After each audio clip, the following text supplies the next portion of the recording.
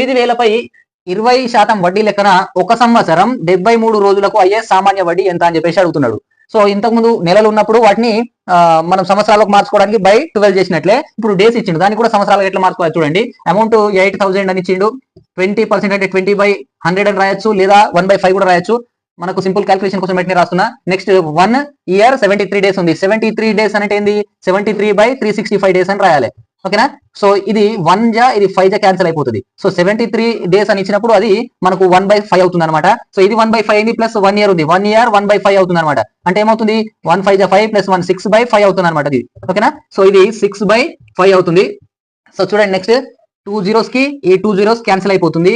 ఇది 5 1 జా ఇది 5 16 జా క్యాన్సిల్ అయిపోతుంది. 16 into 320 అనేది 320 అవుతుంది, ఇంటూ 6 ఉంటుంది అనమాట. సో 300 6 జా 1800 26 జా 190, మొత్తం కలిపితే 1920 అవుతుంది అనమాట. సో 19